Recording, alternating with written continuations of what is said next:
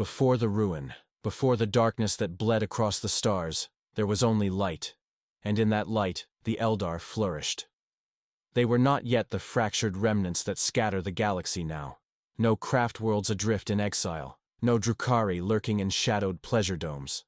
They were a single people, united in brilliance. Their cities shimmered like crystal reefs upon worlds sculpted by thought alone. Oceans glowed with bioluminescent beauty. Skies were brushed with colors beyond the human spectrum, and every horizon thrummed with song, not sung by voice, but resonating through the very air as if the world itself rejoiced in being seen. The Eldar were more than mortal. They did not build machines as humans did. They grew them. Every ship, every blade, every construct was alive in some form, a perfect harmony of art, spirit, and function. They had long since mastered the warp, traveling through it as easily as birds through air. They spoke to the stars, and the stars answered.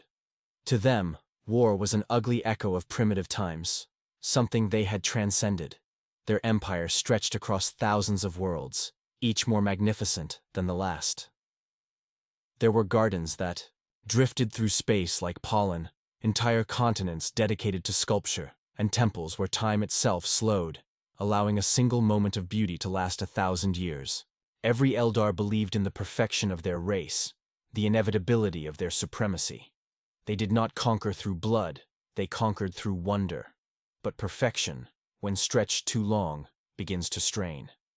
The Eldar did not see the warning signs, or perhaps they chose not to. When every need is met, when every dream can be made flesh, desire no longer knows limits. It begins to hunger for itself. Their artists sought sensations beyond beauty. Their philosophers questioned the boundaries of morality, and their lords indulged in excess masked as enlightenment. Slowly, the pursuit of refinement became the pursuit of pleasure. They began to craft worlds dedicated solely to experience. Planets where every sense could be heightened, twisted, or reborn. There were oceans that sang, winds that tasted of honey, and creatures bred for nothing but the artistry of pain and joy. The Eldar called this the Age of Glory. Historians who came after would call it the Age of Decadence. Not all among them were blind. A few saw the corruption blooming beneath the perfection. Seers who whispered of shadows forming in the Imperium, ripples of emotion too violent to ignore. They warned that the warp was not a passive reflection of thought. It was alive, and it was listening. Every pleasure, every ecstasy, every cruelty bled into it. And something was stirring there, something vast and waiting. But the warnings went unheeded. The Eldar believed themselves immortal, untouched by consequence. Their society divided. Those who still clung to restraint became outcasts. Wanderers who fled into the stars aboard massive ships that would later be known as craft worlds. They were mocked, pitied, called cowards by the majority who remained to bask in the glory of their empire. The Exodites, who chose to live simple, disciplined lives on distant worlds, were dismissed as primitives. Meanwhile, on the core worlds, the indulgence deepened. Entire cities became temples of sensation, where the boundary between pleasure and torment dissolved. Music was composed that could shatter the mind. Art was sculpted from living flesh, and festivals lasted decades. Orgies of excess where every restraint was a sin. And all the while, in the warp, something listened. The psychic echoes of a billion desires, unrestrained and insatiable, began to coalesce. The warp is shaped by emotion, and the Eldar's emotions were potent beyond measure. What began as ripples became tides. The tides became storms. From those storms came a pulse, the heartbeat of a god not yet born. It began as a whisper. Some among the most sensitive of the Eldar could hear it in their dreams, a soft voice that promised them new heights of ecstasy, new realms of perfection. They did not realize that they were hearing the embryonic thoughts of something vast, something feeding on their very souls. The Eldar lords encouraged the descent. Temples were raised to nameless sensations, rituals performed not for gods, but for the experience of worship itself. What had once been philosophy became addiction. The stars themselves began to dim near the heart of their empire, as the warp bled closer to reality, hungry for what was to come. When the final day arrived, There were no signs of war, no drums of apocalypse. There was only silence. Then, across the psychic fabric of the galaxy, a sound rose. Not a scream, not a song, but both at once. The warp convulsed. Reality tore open. Slaanesh was born. The shockwave annihilated billions in an instant. Worlds were flayed of their souls. Stars died screaming. The psychic explosion consumed the heart of the Eldar Empire, leaving behind nothing but a yawning wound in space. The Eye of Terror. The Eldar gods, those few who still lingered in myth, were slaughtered by the newborn deity. Only Segarach, the laughing god, escaped, and even he did so laughing through tears. The survivors woke into a universe transformed. Their civilization was ash, their people shattered. Their souls, once radiant, were now fragile lights stalked by the hunger of their own creation. For Slaanesh's birth had not ended with the fall. It had marked the beginning of their eternal torment. The god they birthed would never stop feeding. Every Eldar now carried a shadow inside them, a tether to the Prince of Pleasure. When they died, their souls were drawn screaming into the warp, devoured in exquisite agony by the being they had unknowingly made. Death became not peace, but eternal consumption. The Craftworlders wept, the Exodites prayed, the Dark Eldar rejoiced, and the galaxy learned that beauty, when unrestrained, is not salvation. It is damnation. The fall of the Eldar was the most catastrophic psychic event since the dawn of time. It reshaped the galaxy. The warp, once distant, now pressed close against reality. From that wound came chaos in its purest form. And at its heart, a god who smiled, for its cradle was made of perfection and pain. The Eye of Terror still burns. As a reminder, a wound that never closes, a monument to what happens when creation worships itself. For the Eldar had once thought they could shape gods. In the end, they only shaped their own grave.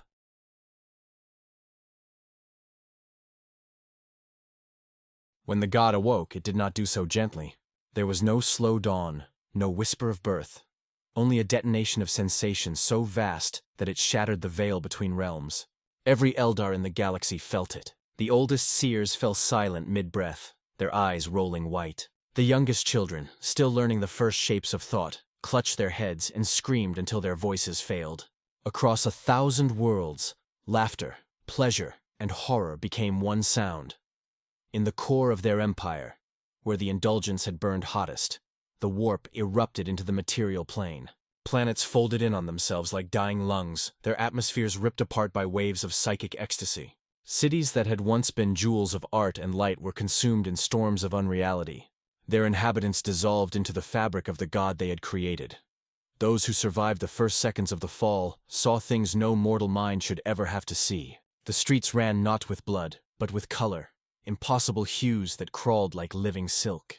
The sky pulsed like skin, and above it all, they heard the first true voice of Slaanesh. It was beautiful, so beautiful that it annihilated the self. Every soul it touched believed it was being spoken to alone. Every heartbeat synchronized to its rhythm. For some, the voice was a lover's whisper. For others, a hymn. But all who heard it were undone. Their thoughts unraveled into perfect nothingness, merging into the ecstatic scream that still echoes in the warp today. A sound the Inquisition has forbidden to name. It is said that when Slaanesh inhaled for the first time, billions of Eldar souls were drawn into that breath and never released. Their essence became part of the god's being, each consciousness suspended in eternal pleasure that feels to them like an instant stretched across infinity. They do not know they are devoured. They believe they are still alive. That is the horror. In that single moment, the galaxy changed forever. The shockwave traveled faster than light, faster than thought. Across the stars, the warp screamed in sympathy. The Astronomicon flickered, its light struggling against the sudden storm of psychic energy. Entire species were driven to extinction by the psychic shock. Those with even a hint of sensitivity burned out instantly. For a brief, unmeasurable instant, the Emperor himself is said to have turned his gaze toward the source of the disturbance. Some say he wept. From the ashes of that event came the Eye of Terror. A wound in reality, not merely a hole in space, but a region where thought, dream, and flesh blur together. Within its borders, the warp and the material universe coexist in agony, eternally bleeding into one another. To navigate its depths is to lose oneself. For within that storm the laws of existence bend to the will of chaos. And at its heart, in the throne palaces of shifting silk and screaming joy, sits Slaanesh, the youngest and most terrible of the ruinous powers. The birth cry of Slaanesh did not end with the Eldar. It reached further, staining the warp with a frequency of desire that has never faded.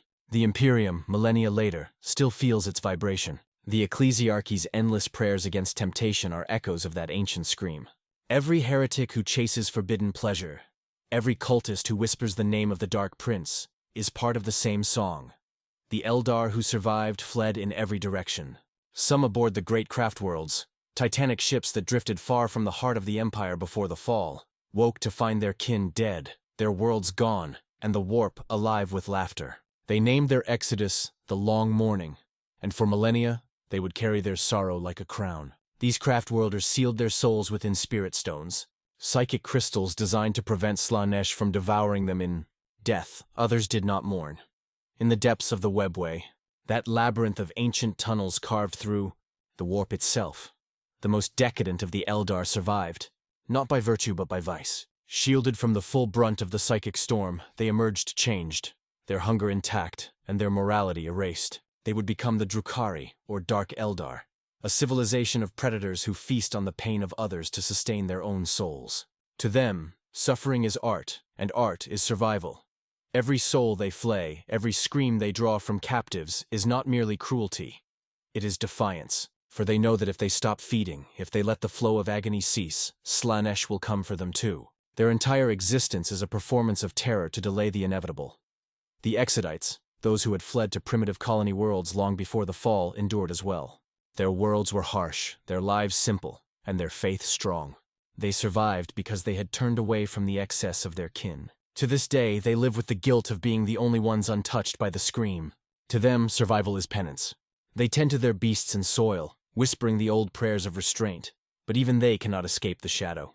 Every Eldar, no matter how far, feels the pull of Slaanesh in their dreams. The god is not just a figure of fear, it is a mirror. It reflects what they once were, what they could be again. It whispers that they were gods once, and could be again, if only they would stop pretending to be humble. The craft-worlders call that whisper the great enemy. To them, it is the eternal test. Their every ritual, every meditation, every act of self-control is a weapon against it. They have built an entire culture around discipline, not out of piety, but out of desperation, because they know that even one moment of weakness, one heartbeat of indulgence, could summon the Prince of Excess into their very soul. It is said that the fall lasted less than a second in real time, yet it stretches eternally in the psychic memory of the galaxy. To this day, when an astropath dreams of laughter too beautiful to bear, they are hearing the echo of that scream. When a world falls to corruption through pleasure instead of pain, when a choir sings a note so perfect it draws tears, Slaanesh is listening. The fall never truly ended. It is still happening, forever. The Inquisition keeps fragments of the event locked in vaults of absolute silence. There are audio-visual relics, records left by human probes that wandered too near the eye. Most who have seen them are dead. Those who live refuse to speak of what they saw. One Magos described it only as the birth of sound. He tore out his own ears afterward. But there are those who listen willingly. Cults of sensation, both human and Xenos, seek to hear the song again. They believe that within it lies the truth of existence, that pain and pleasure, destruction and creation are one. They are not entirely wrong, because Slaanesh did not merely kill the Eldar gods, it absorbed them. The divine essence of their pantheon became part of the prince's being, reshaped into new forms of torment and delight. Those souls still scream within the warp, forming the choir eternal of the Dark Prince. It is said that the song never repeats, that every note is unique, and that those who hear it are changed forever. To be Eldar after the fall is to live haunted by beauty. To know that every sunset, every melody, every fleeting sensation could be the first step toward damnation. The craft worlds glide through the stars like mausoleums of light, filled with ghosts bound in crystal, their songs hollow and perfect. The Dark Eldar rule a city that doesn't exist on any map, hidden in the webway, Komara, where every scream is applause. All this because once, a species believed beauty could save them. But in the galaxy of the 41st millennium, there are no saviors, only gods that smile.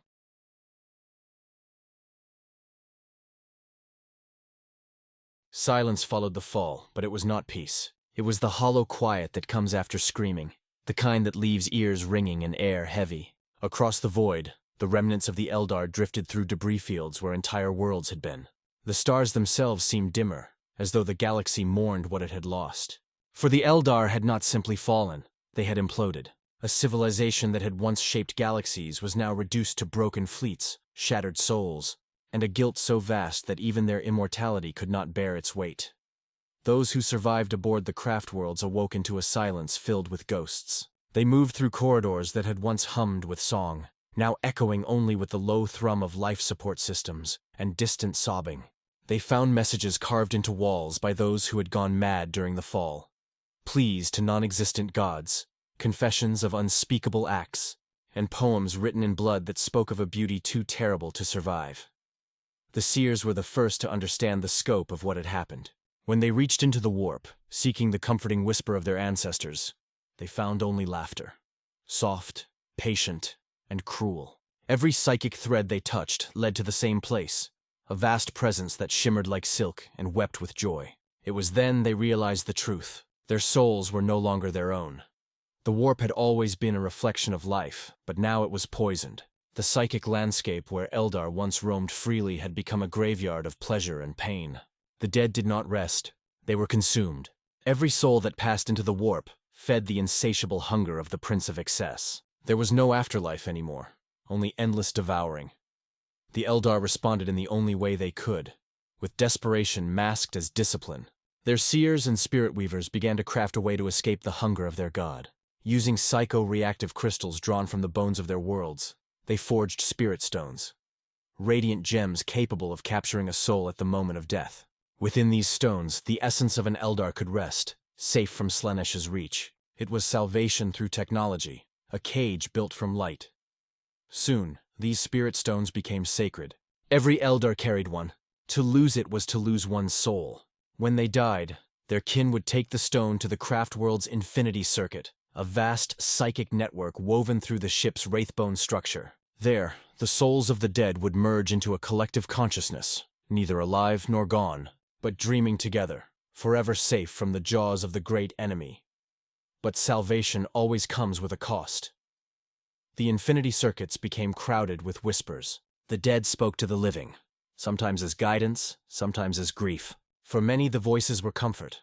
For others, torment. To walk the halls of a craft world at night was to hear the murmurs of countless ancestors drifting through the wraithbone walls, like wind through reeds. Some claimed the ships themselves began to dream, that the souls of the dead fused with the psychic material until the craft worlds became sentient, in ways mortals could not understand.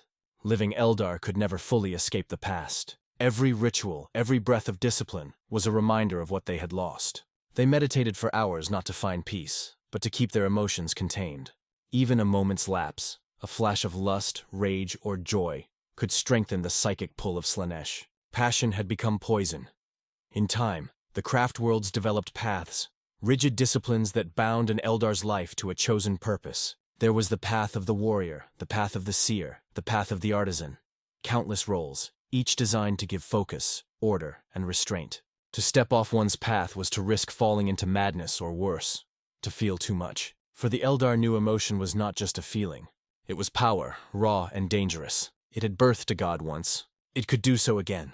Yet, even within their restraint, there lingered temptation. To feel nothing is to invite despair, and despair itself is another form of indulgence. Some Eldar walked the path so long they became trapped within it, their identities consumed by duty, until they forgot who they once were. Warriors who spent centuries on the path of the warrior became exarchs, living relics whose very armor held the memories of those who came before.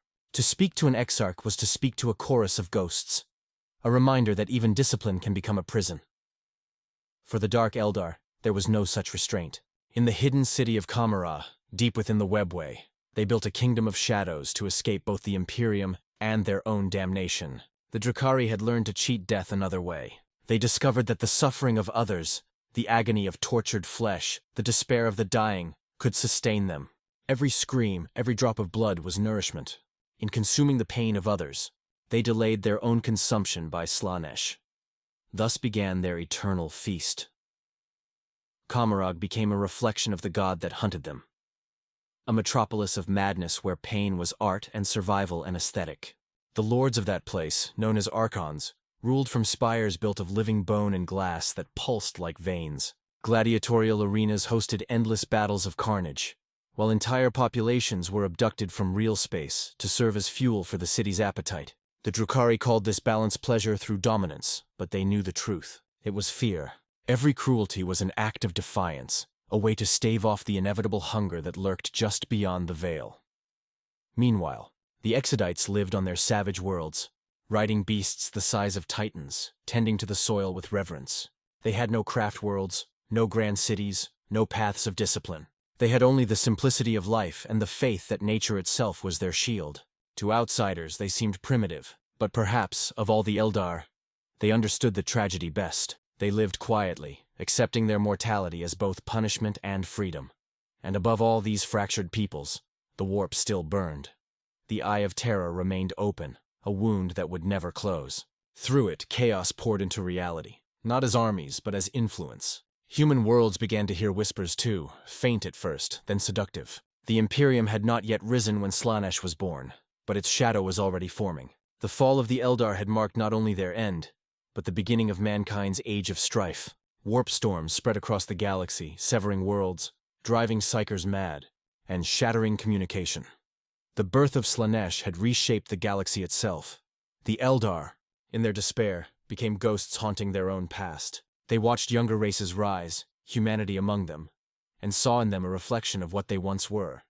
Ambitious, reckless, arrogant. Some envied humanity's ignorance. Others despised it, but all feared what it might become. For they knew something that humanity did not. The warp listens. Every laugh, every scream, every desire, it remembers.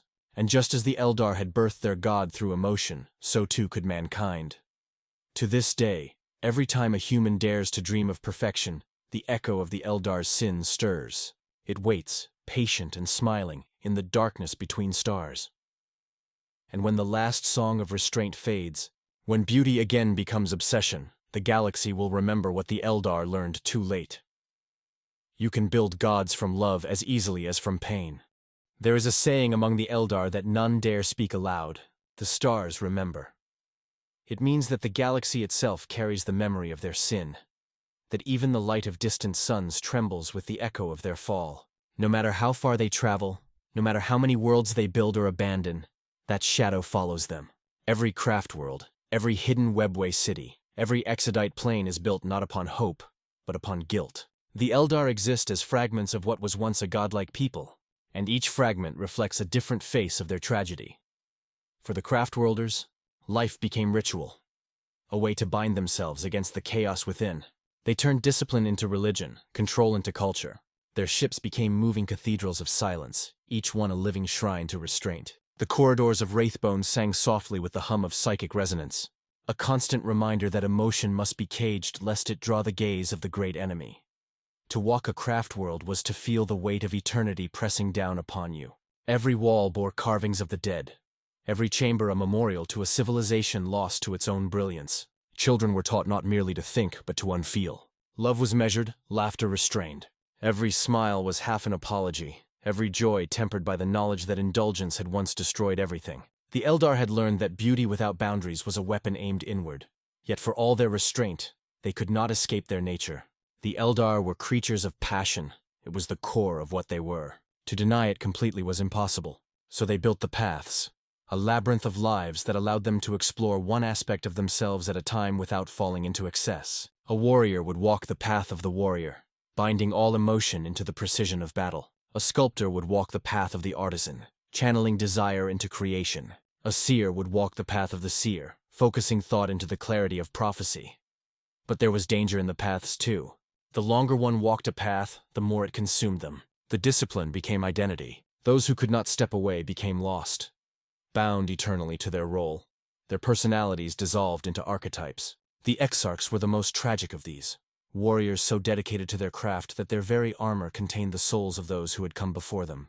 Each new warrior who donned it was merged with the spirits of the old. To look into the eyes of an Exarch was to see centuries of battle staring back, voices whispering in unison, trapped forever in their devotion to war. Meanwhile, Far away from the cold order of the craft worlds, in the depths of the webway, a different kind of civilization bloomed.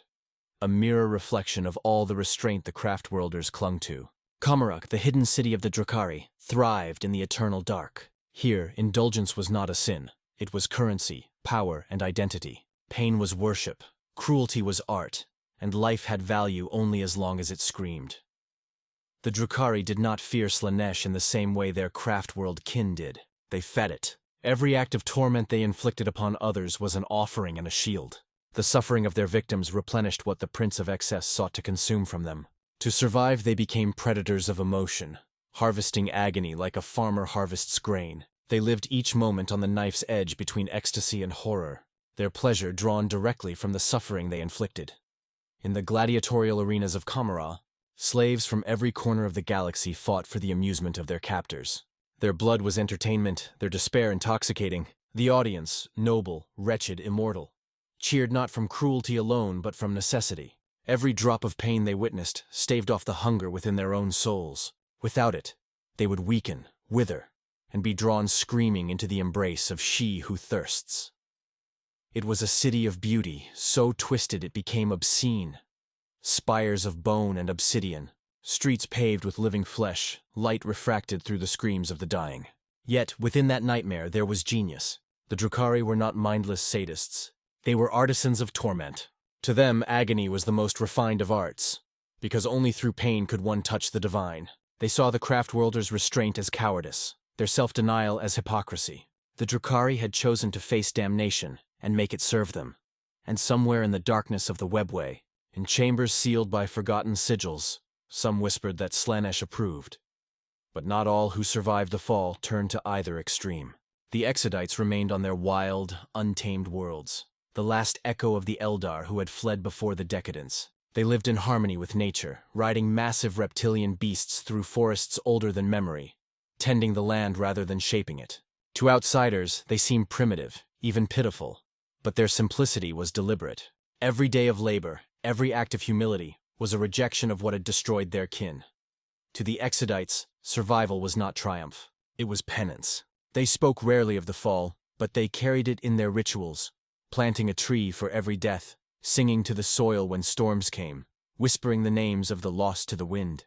Their worlds were not monuments of stone or light, but of endurance. They believed that through simplicity, through surrender to the natural order, they could cleanse the stain that had blackened their souls.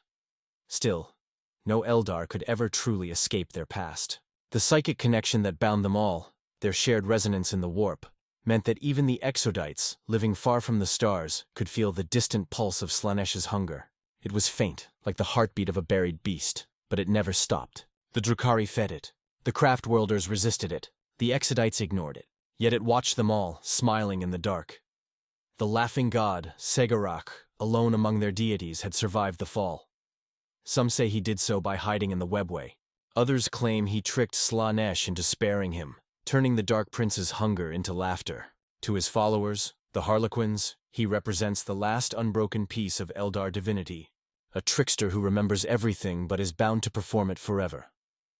The Harlequins wander between craft worlds, Exodite worlds, and even the hidden spires of Kamara, performing plays that recount the fall and the birth of their doom. Their dances are more than theater. They are ritual, prophecy, and warning. Each movement tells a truth. Each mask hides a revelation. In their performances, they remind the Eldar of what they were and what they became. And when they laugh, it is with the voice of a god who mocks both tragedy and triumph alike. To the Harlequins, laughter is the only answer left to despair. The craft-worlders call them sacred and dangerous in equal measure. The Drukhari tolerate them out of fear. Even the Exodites bow their heads when the Harlequins appear. For when Segaraka's players dance, time itself bends, and the warp holds its breath. Among the Eldar, there are those who whisper that Segarak laughs not out of madness, but because he alone sees the end. That he knows one day, even Slaanesh will fall, and that in that final collapse, when pleasure and pain devour each other, the Eldar will be reborn. But such hopes are fragile. For now, the Eldar live divided, three faces of the same grief. The craft worlds drift through the void like haunted temples. The Drukhari feast beneath the shadows of the webway, and the Exodites till their quiet soil beneath alien suns.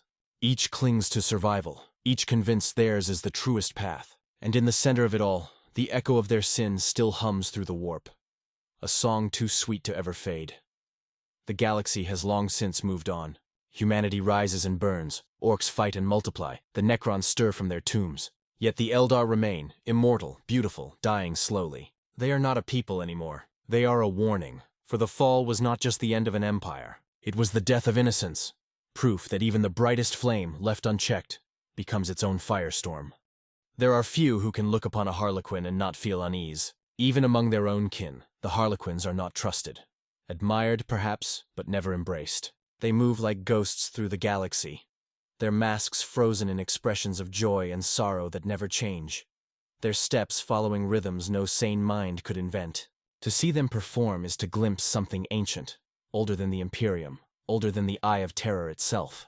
Their plays are not stories told for pleasure, but for remembrance. They are the memory of the Eldar made flesh. Every movement, every leap and spin, is ritual. When they dance, they do not simply reenact history, they become it. The Harlequins relive the moment of creation, the rise of the Eldar Empire, the indulgence that poisoned their souls, and the final, cataclysmic scream that birthed Slaanesh.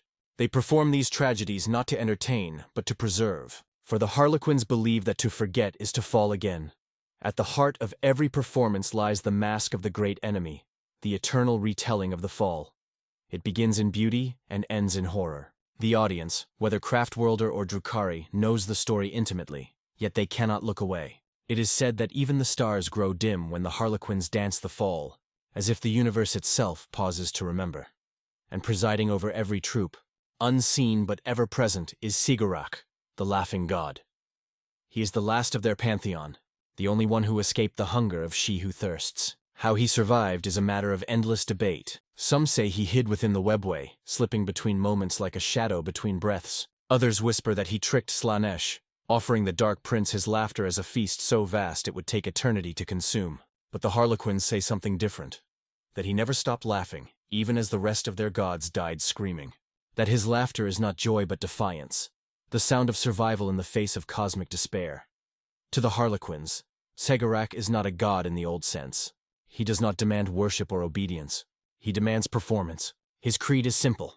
The show must go on. For through performance, the Eldar remember who they are, and through remembrance, they deny Slaanesh full victory. Their every step, every acrobatic spin, is both an act of art and a weapon of war.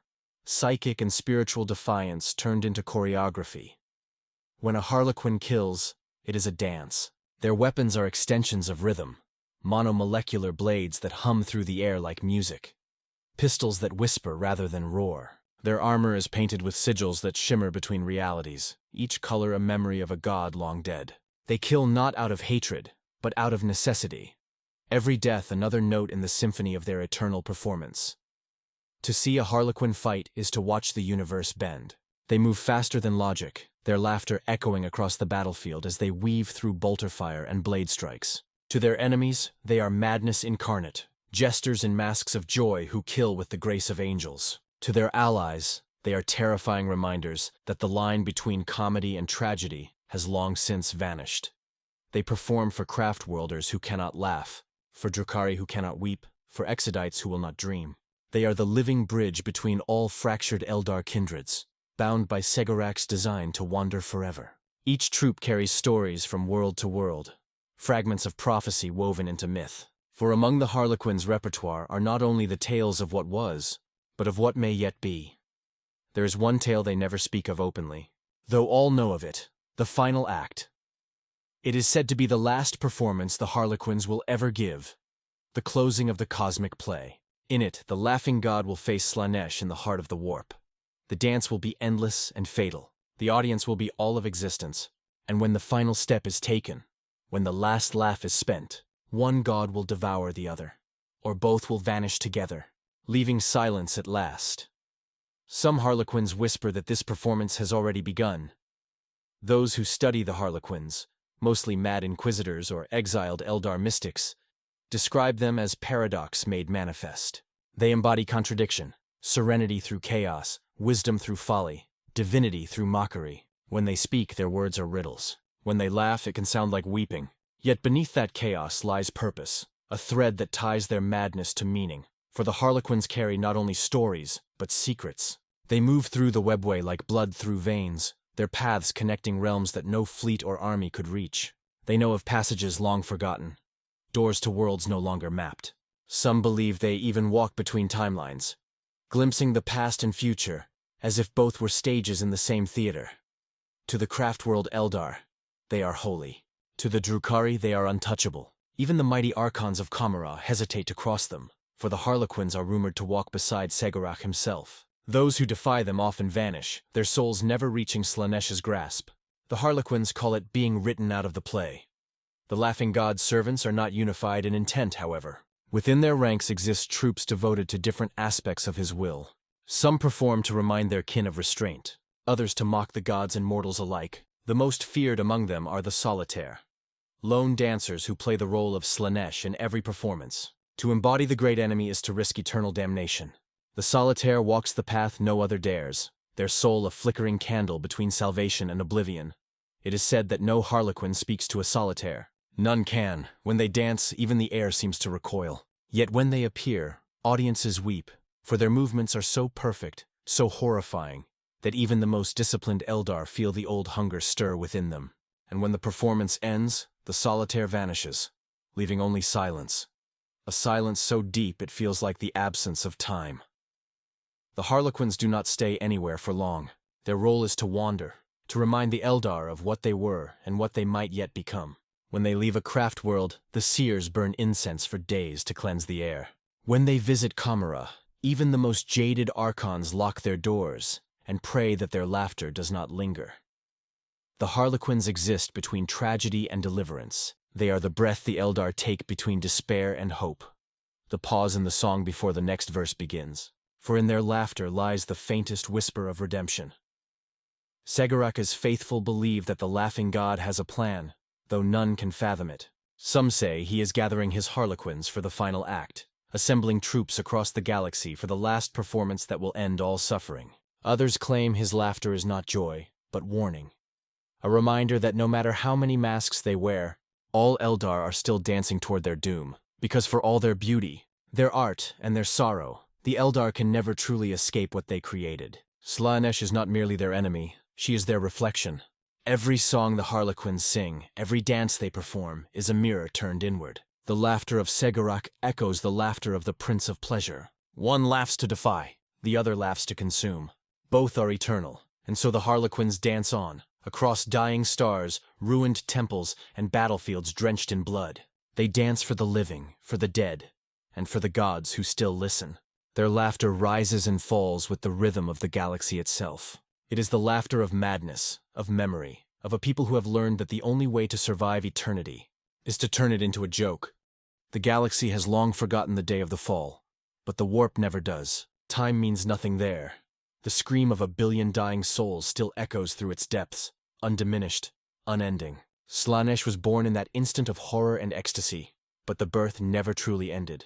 It continues eternally, as long as sentient beings desire, envy, or dream of more than they can endure. The Prince of Excess is not a god of the past. Slaanesh is now always becoming, always feeding. To the Eldar, this hunger is both distant and intimate. It hums beneath their skin like a second pulse, a reminder that their souls are not their own. Every whisper of temptation, every flicker of pleasure, is a thread that connects them to their doom. It is not loud, it does not shout, it purrs. It promises relief from pain, freedom from discipline, a return to the perfection they once knew. That is the cruel genius of Slaanesh. She does not torment by force, but by invitation. Among the craft worlds, this quiet hunger shapes every breath. The seers sense it in the warp, the faint laughter that drifts like perfume through the corridors of time. The warriors feel it in battle, when the rhythm of combat and the scent of blood awaken something deep and dangerous within them. Even the artisans, those who sculpt and paint and sing, know it when their hands tremble with joy at their own creations. The Eldar live on the edge of a knife. Too much emotion and they are lost. Too little and they cease to be themselves. That is why they created the path of the seer. It is not only a discipline, it is a constant war against seduction. The Farseers walk through futures that shimmer with lies, glimpsing endless possibilities. In those visions, Slaanesh always waits. Sometimes she appears as beauty, sometimes as mercy, sometimes as the face of the one they love most. The seers have learned that even prophecy is dangerous, for the great enemy speaks through time as easily as through dreams. The warriors, bound to their aspect shrines, fight their own kind of battle. They channel emotion into killing precision, letting rage become focus. The howling banshees turn fury into art. The striking scorpions transform patience into violence.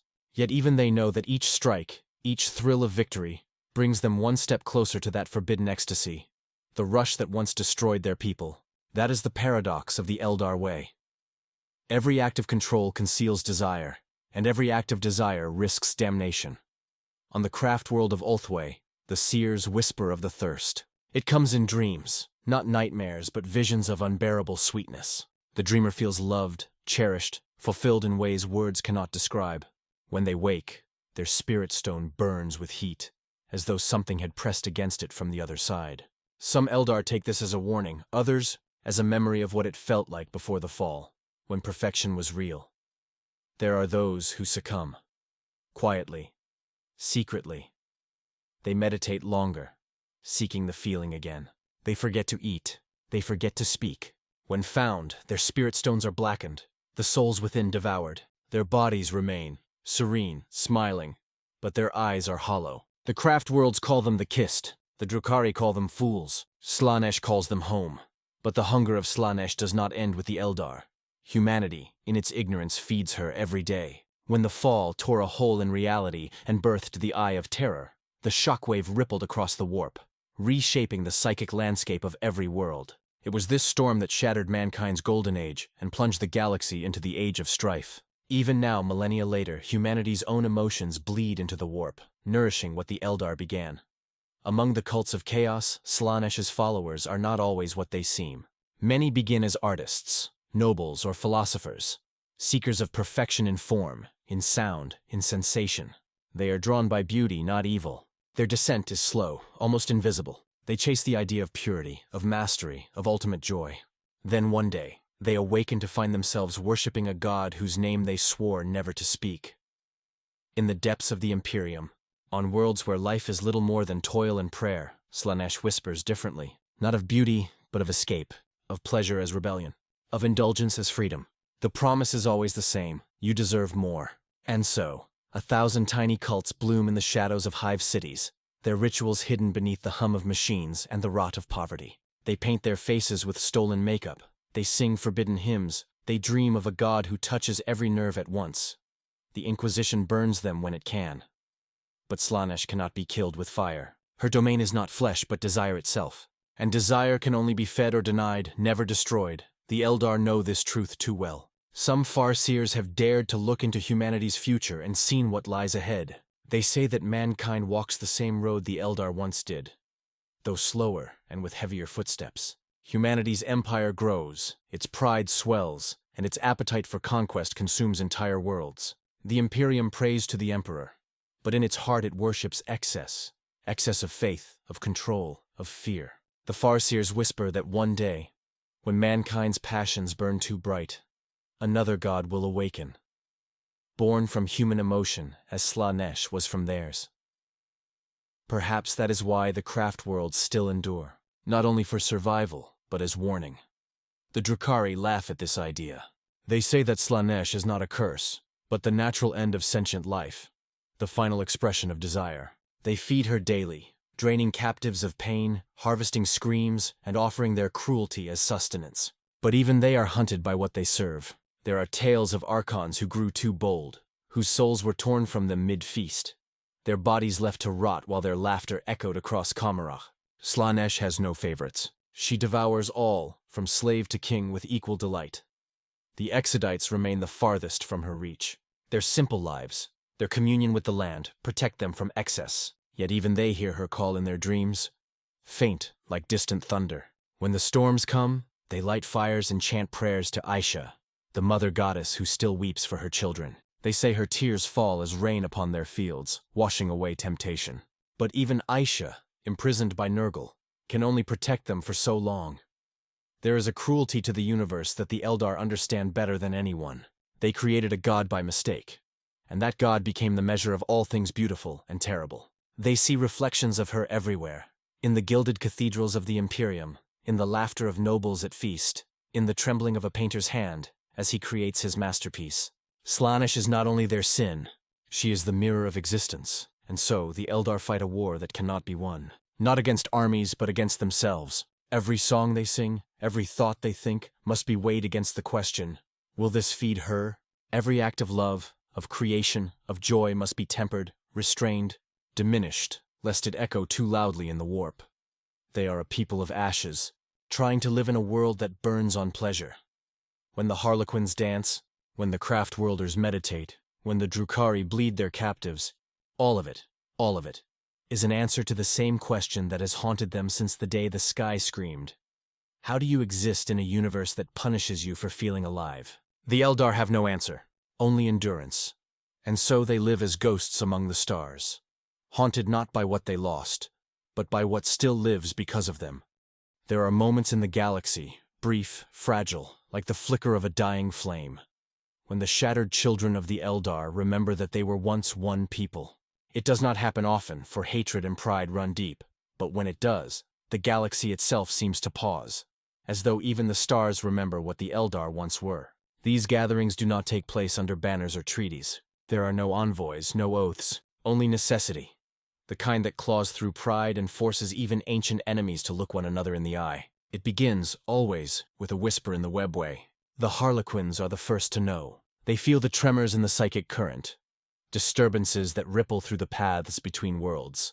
Their shadow seers, veiled in shimmering masks, interpret these ripples as omens.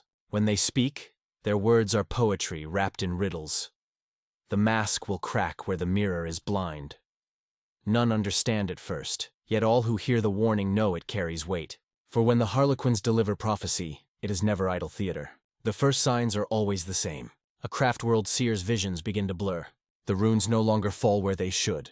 Portents of ruin swarm the skein of fate like insects. Somewhere, far away, an Archon in Kamara finds their soulstone dimming, its light drawn thin as if something vast were breathing beneath it. On an Exodite world, the skies turn the color of bruised flesh, and the wind carries whispers of a forgotten name.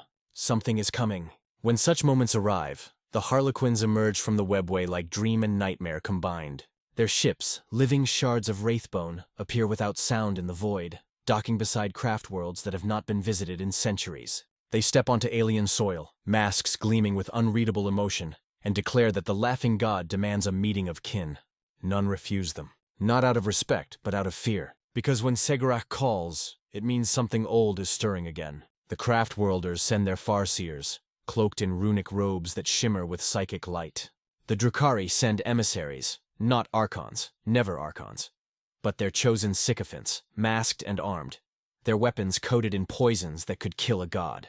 The Exodites send elders, riders of colossal beasts whose footsteps shake the ground. They come reluctantly, their distrust heavy as armor. And there, between all their divisions, stand the Harlequins, laughing softly, their voices echoing like bells in the dark. The gatherings take place in hidden places, wraithbone halls floating in the silence between stars, or deep within forgotten chambers of the webway. The air in these meetings hums with tension, for the hatred between Eldar kindreds is old and sharp. The Drukhari. There are prophecies among the Eldar so old that even the seer councils speak of them only in whispers. Some are carved into wraithbone, hidden deep in the hearts of craftworlds. Others live only in the dances of the Harlequins, or in the dream visions of Exodite shamans beneath alien moons. The most terrible of these is the one the Harlequins call the silence between songs, the day when all Eldar voices will fade, and only the echo of their sins will remain. The prophecy begins as all Eldar tales do, with pride. It tells of a time when the fragments of the Eldar will gather once more, not in unity, but in desperation. The Craftworlds, the Drukhari, the Exodites, even the wandering Harlequins, all will hear the same call. A vibration that hums through the webway like the memory of a scream. It will not come from the warp, but from within their own souls, the part still bound to Slaanesh's hunger. The first to sense it are always the farseers. Their visions twist into knots, showing futures that bleed into one another like spilled ink. They see themselves walking through halls of glass where each reflection shows a different death. They see craftworlds burning without fire, their wraithbones screaming as if alive. They see Kamara falling silent, not through destruction, but through the absence of suffering, as though the city itself had been drained of purpose. They speak of it to no one, for to name the vision is to summon it closer. In the shadowed spires of the dark city, the Archons feel it differently. Their pleasures grow dull. Their tortures bring no thrill. Even the screams of their captives sound hollow, thin, unworthy. The homunculi whisper that something is wrong with the warp currents flowing through their torture engines, that their creations twitch without souls. The city begins to lose its pulse, and though the Drukhari laugh and kill and revel as they always have, there is fear beneath the laughter. For the Drukhari know that their immortality is borrowed, and the creditor never forgets. On the Exodite worlds, where the soil still remembers the blood of the first settlers, the elders watch the stars dim. The nights grow longer, the wind colder. The dragons they ride grow restless, their psychic bonds trembling with unease. Some claim to hear voices in the forest, ancient songs sung backward, in languages that predate speech. The Exodites begin to gather in circles, chanting to Isha, to Kurnus, to any god who might still listen. The sky does not answer, and then, as it always has, the Harlequin appears. They do not arrive as guests or saviors.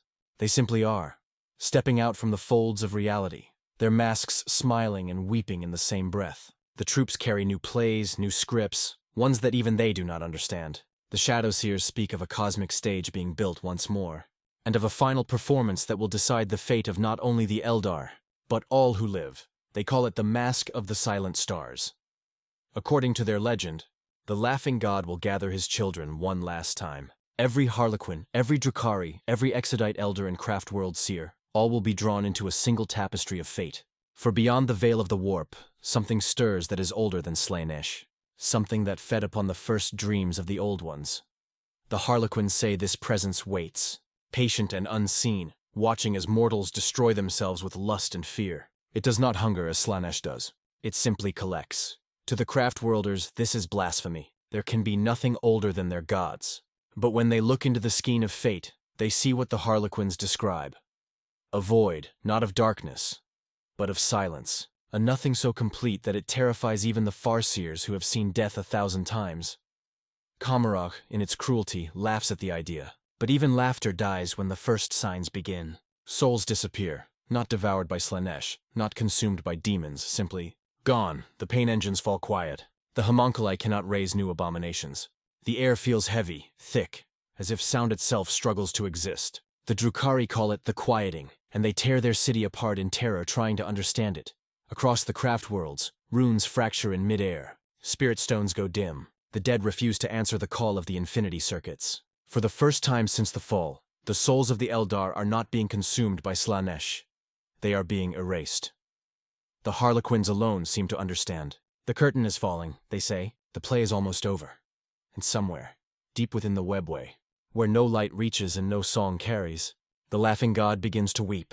He weeps not for himself, but for his children, for the tragedy that has played for 10,000 years without end.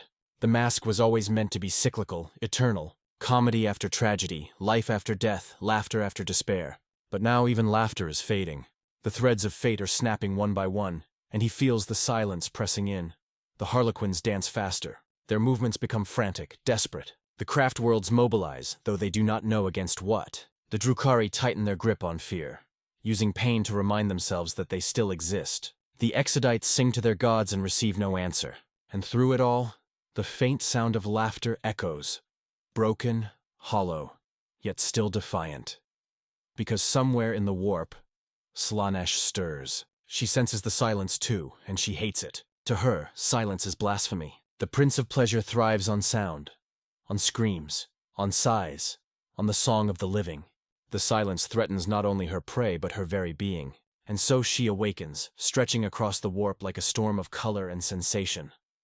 In that moment, for the first time since the fall, the Eldar feel her presence fully. The air trembles with her laughter. The stars seem to pulse to her heartbeat.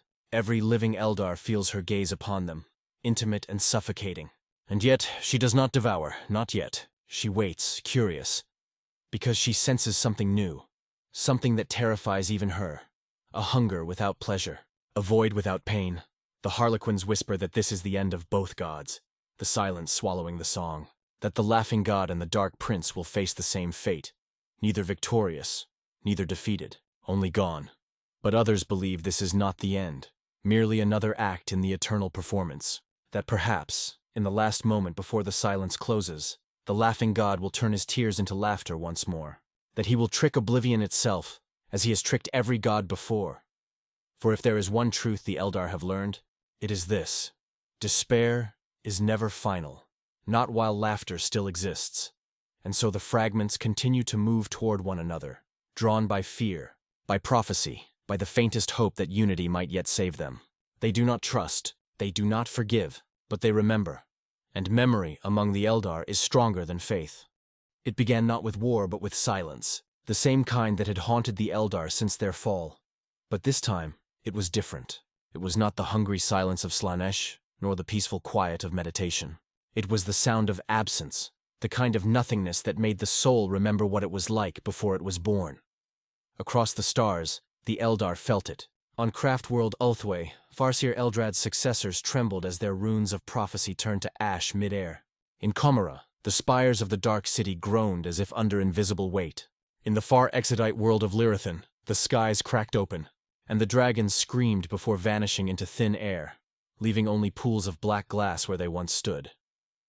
Something was taking everything: light, sound, thought, and in that devouring quiet, a voice began to rise, not one of speech, but of vibration.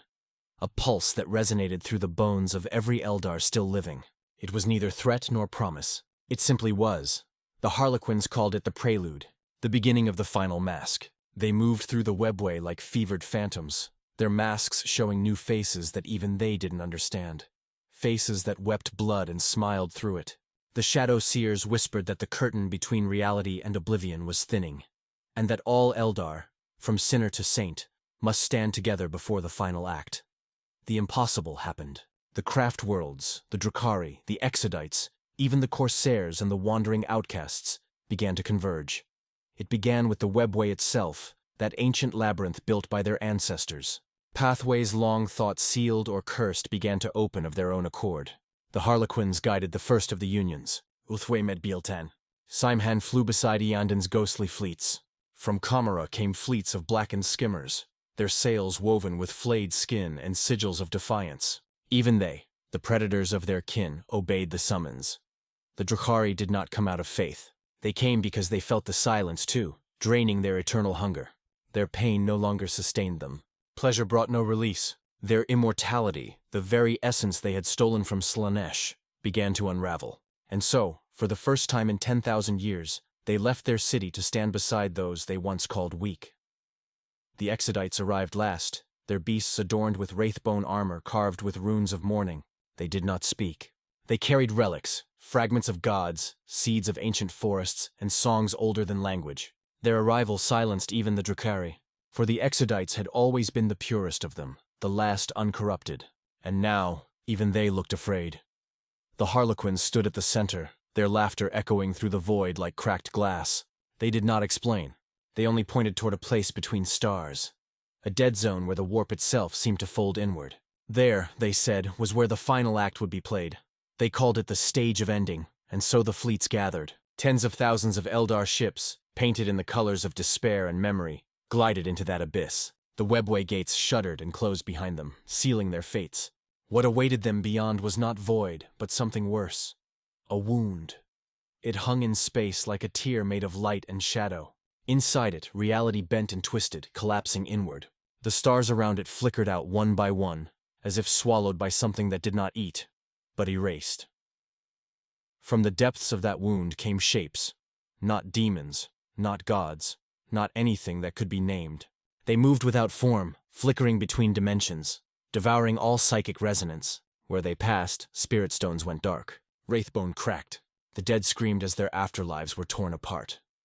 The Eldar had faced many horrors, but never this. Even Slaanesh, in her hunger, left traces. Sound, color, sensation. This new presence left nothing. It was the end of experience itself. The Farseers tried to weave fate together, to create patterns of defense. Their powers flickered, barely holding. The Drukhari unleashed weapons that shattered worlds. The Exodites sang songs that summoned lightning and fire from the groundless void. The Harlequins danced upon the edge of annihilation, their laughter turning to screams, their blood glowing like starlight as they fought with blades that sliced through thought itself. But the silence only deepened. And then she came. Slaanesh. Her arrival was not heralded by light, but by sensation. The void filled with the color of breath, of flesh, of sound itself given form. The wound in space rippled like liquid glass as her essence poured through. Her laughter echoed through every living soul, intoxicating and terrifying. "You called me back," she whispered through the warp. "My children of sin." "My perfect mistake!" the Eldar screamed, their spirits trembling as her gaze swept across them. Yet for once she did not strike. Her eyes, endless burning, were not on them. They were on the wound. Something was stealing from her. Something greater than even a god's hunger. And so, for the briefest moment in the history of existence, Slaanesh and the Eldar shared the same enemy. The Harlequins stopped dancing. The Farseers dropped their runes. The Drukhari ceased their laughter. The Exodites fell to their knees as the universe itself began to fold in half. Slaanesh extended her hand, vast, shimmering, terrible, toward the wound. From her palm erupted storms of color and sensation. Every pleasure, every pain ever felt by mortal or god flooded the abyss. The silence shuddered beneath it, and then the Harlequin's prophecy came true. The laughing god appeared. He stepped from the rippling air, mask half broken, his robes torn with light. His laughter was hoarse, exhausted, but it carried through the chaos like a blade. He looked at Slaanesh, and for the first time, she smiled not in mockery, but in recognition. "The play is ending," Segarak said. Slaanesh tilted her head. "Then we will end it together." The laughing god bowed, his grin widening, and together they plunged into the wound. The galaxy erupted, Wraithbone screamed. Webway gates shattered. Every Eldar across the stars felt their spirit stones ignite, not in pain, but in warmth. For the first time since the fall, the pull of Slaanesh's hunger vanished. The silence broke, replaced by a sound that could only be described as release, and when it ended, the stars above the Great Convergence burned brighter than they had in millennia. The Harlequins vanished into the void, their masks left floating where they stood. The Drukhari fleets limped home, broken but alive. The craft worlds drifted in stunned silence, and the Exodites looked to the skies and saw something they had never seen before. Calm.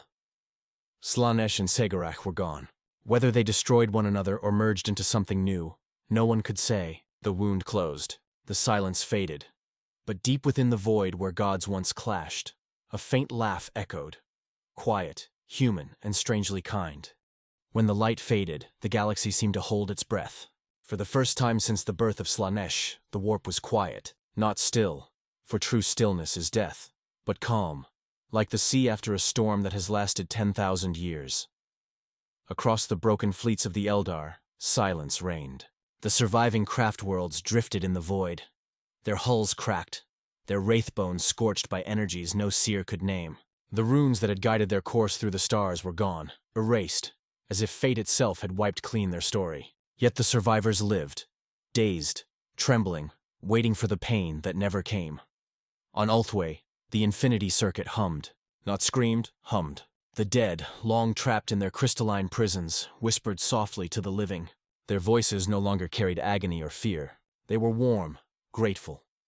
The souls devoured by Slaanesh for 10,000 years had been freed, not reclaimed, not resurrected, but released.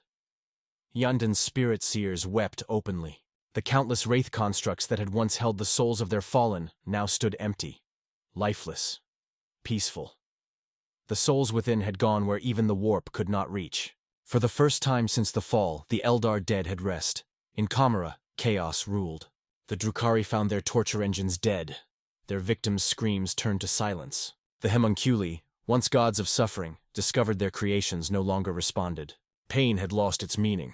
Pleasure had no echo. The entire city quaked as centuries of excess collapsed into stillness. Archons tore their palaces apart in madness.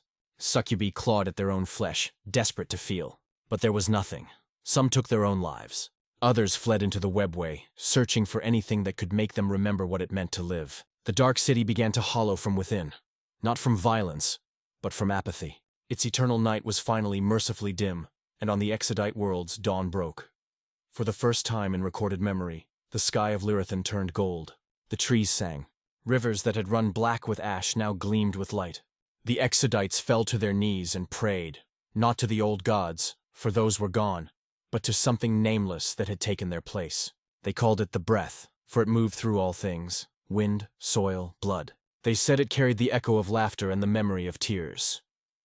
The Harlequins did not return. Their ships vanished, their troops disbanded, their masks scattered through the stars. Some were found drifting near the ruins of the Convergence, their surfaces cracked but smiling. Others appeared in places they had never been, hanging from the walls of ancient temples, or buried deep in the dust of dead moons. To those who found them, the masks whispered softly when held close. The play is never over. Only the actors change. For centuries after the Convergence, the Eldar lived as if in mourning. Their empires were shattered, their gods gone, their identity dissolved into myth. But from that ruin came something the Eldar had forgotten they were capable of: renewal. On the craft worlds, the Farseers rebuilt their paths of prophecy. Not as rigid roads of fate, but as gardens of possibility. They began to teach again, not of destiny or arrogance, but of humility before the infinite. The Drukhari, deprived of their endless hunger, changed. Many died, unable to exist without sensation, but others adapted. They turned their mastery of pain into understanding of life. Some began to heal. A few even left Komarok to live among the craftworlders, exiles seeking purpose beyond cruelty. The Exodites flourished. Freed from the curse of their gods, they spread across new worlds, planting seeds that would grow into forests of psychic resonance. Their children sang in harmony with the winds of the warp, not bending it to will, but living alongside it. And among them all, stories began to spread. Quiet, unprovable stories. Of a traveler with no face, wearing a broken mask that changed with every glance. He walked the ruins of old worlds, laughing softly, speaking to no one. Where he passed, despair faded, and dreams bloomed again. The craftworlders said he was a spirit of Segarak. The Drukhari said he was madness given form. The Exodites said he was memory, the echo of the last god who ever cared to smile. But in the deepest reaches of the void, where light itself refused to linger, something stirred. Not a god, not a demon. Something new. It did not hunger. It did not hate. It simply watched. The silence it carried was not erasure, but contemplation. The quiet before the first word of a new story. And somewhere, across the infinite expanse, a voice whispered once more. The play begins again. The curtain had fallen. The stage was empty. But for the first time in 10,000 years, the Eldar no longer feared the next act. They were free.